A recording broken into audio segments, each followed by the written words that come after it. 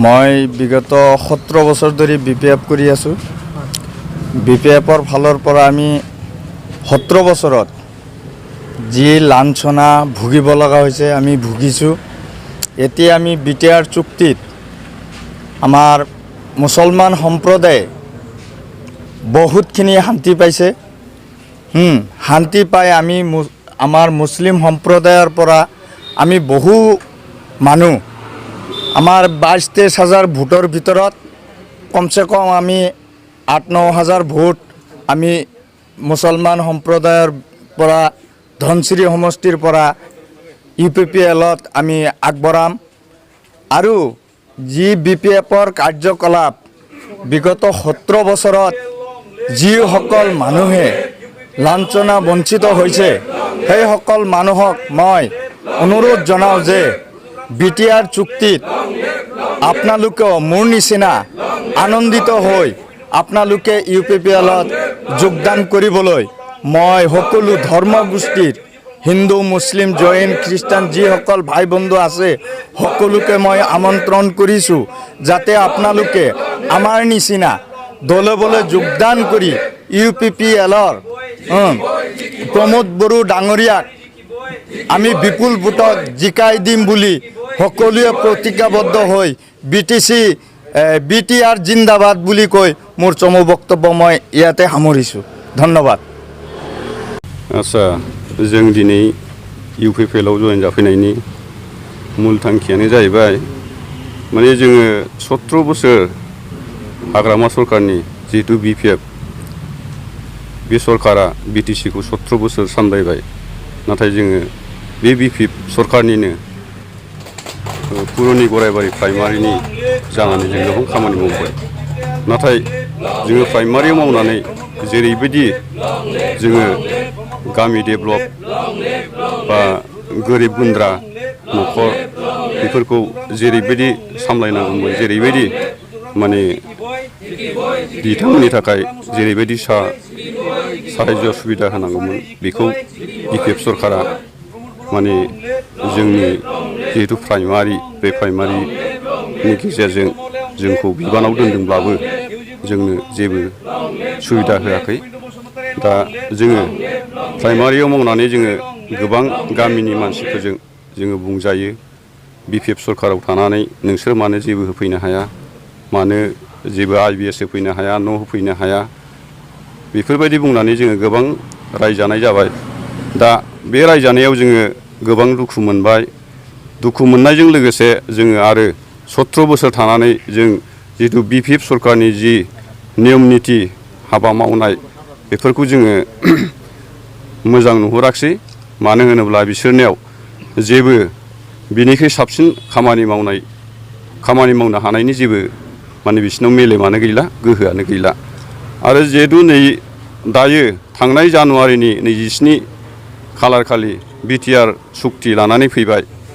रायजोफ्रा गाजा गोमजा अखा बांखा सान्दुं अखा राजा लामा जथेनाय गारि रेल स्टेशन बेफ्राव लोब लोब ओंखारनानै जोंनि गोरिब गुन्द्राफ्रा बेवहाय बड'लेण्ड नांगौ होननानै सोमावसारबाय। दा बिनि बेलायाव जोङो बड'लेण्डखौ मोनफुङाखैब्लाबो जोङो 80% BTRनि मुङाव जों BTR सुक्ति मोनबोबाय। दा बे BTR सुक्तिखौ मावफुंनो थाखाय जोंहा हाग्रामा सरकारजों जालिया, BPF सरकारजों जालिया। बेनिखायनो जोङो दिनै बे BTR सुक्तिखौ मावफुंनो थाखाय जोंनो गोदान सरकार नांगौ। बे गोदान सरकारानो जाहैबाय जोंना UPPLआ गोदानै सरकार दागोन, BTR खौ मावफुंगोन।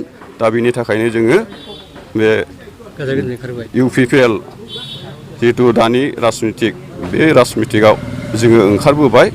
दा जोङो ओंखारबोनानै जोङो बे UPPL हान्जाजोंनो मिलिजुलि खामानि मावनानै जोङो जोंनि धनस्रि समस्तिनि रुजुग्रा मोसाहारि सारखौ जों देरहासार खालामनानै जोंहा प्रमद बर' सारखौ जोङो सिफ खालामगोन। बेखौ जोंहा थांखि लानानै जों दिनै UPPL हान्जायाव जोगदान जानाय जाबाय। मा बिबानाव दंमोन? आङो प्रेसिडेन्टमोन इउनिट भिलेज गरमारा इउनिटनि। आरो नैबे बिथाङा जाहैबाय बेबो खथालगुरि इउनिट भिलेजनि प्रेसिडेन्ट। आरो नैबे आंनि उनाव थानाया बियो जाहैबाय BSUनि सेक्रेटारिमोन। आरो माखासे आंनि उनाव थानायफ्रा गासैबो जोंनिनो मेम्बार गोजा। माने जों जेबो सा सुबिदा मोनैलाय दिनै जोङो UPPL-आव যোগদান जाफैनाय जाबाय।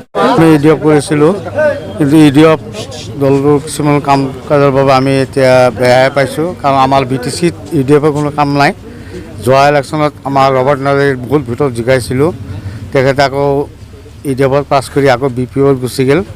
আমাৰ ইডিএফৰ ৱাৰ্কাৰবিলাকক কোনো খোজ খবৰ লোৱা নাই, সেইকাৰণে এইবাৰো আকৌ একবাৰ আমাৰ মিঠাৰামক টিকেট দিয়াৰ কাৰণে ইডিএফ চৰকাৰক আৰু একবাৰ আমাৰ BTC-ত আমি ভাবি চিন্তি চাইছোঁ যে আমাৰ BTC-ত ইডিএফৰ কোনো ধৰণৰ হেৰি নচলিব। আমাৰ ইয়াতে মানে UPPL চৰকাৰ কৰিব এইবাৰ, আৰু UPPL চৰকাৰৰ কাম কাজবিলাক আৰু আমাৰ প্ৰমোদ চাহাবৰ যিবিলাক নিয়ম নীতি এইবিলাক আমি পঢ়ি চাই খুব ভাল পাইছোঁ নিয়ম নীতিবিলাক, সেইকাৰণে মানে আমি আজি ইয়াতে UPPL-ত আমি যোগদান কৰিছোঁ।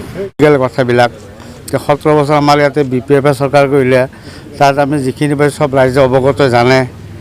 তেওঁলোকৰ মাত্ৰ সুবিধা পাতি তেওঁলোকৰ নিজৰ BPF ৱাৰ্কাৰ তেওঁলোকৰ নিজৰ কাৰণে কামবিলাক কৰে, কিন্তু ৰাজহুৱা হিচাপে আমাৰ ৰাস্তা ঘাট পদূলি কিছুমান বহুত ধৰণৰ কাম আছে, তেওঁলোকে কোনো ধৰণৰ পদক্ষেপ নোলোৱাকৈ সেইবিলাক কামৰ পইচা ওলাই তেওঁলোকে খাই দিয়ে ব্লকৰ পৰা উঠাই পেলাই। এইটো আমি ছাৰক কৈছোঁ, আমি মিটিঙত প্ৰথম UPPL মিটিং আমাৰ ঘৰতে দিছিলোঁ, মোৰ ঘৰতে দিছিলোঁ, যি ৰাস্তা ঘাটবিলাক দেখাইছোঁ কৈছোঁ। তেতিয়াৰ পৰা মানে আমাৰ মানে UPPL-ত জইন কৰিম বুলি মই কৈছোঁ, আৰু আজি আমাৰ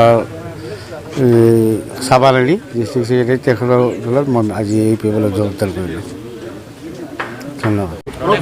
हमको BPF सरकार ठीक चलेले रह, किंतु बीच में कलंकारी लग गई है, वोट के हमके बिहारी के देखे नहीं कौन सुविधा मिल रहा, वही से हम UPPL में पार्टी में योगदान कैली, और जाते UPPL जाते हमको उन्नति करे ओकरे खातिर हम ये पार्टी में योगदान कैली, और निश्चय हमार प्रतिज्ञा UPPL जीती हमारे खिदी যোগদান কৰিছোঁ।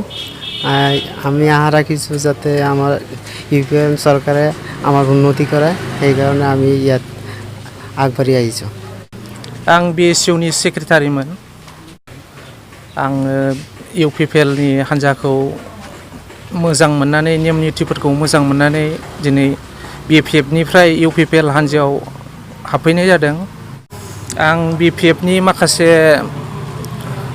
नेम नितिखौ मोजां मोनाखै, बिनिखायनो आं आंनि गोसोबायदि दिनै UPPL हान्जायाव जयेन जाफैनाय जादों।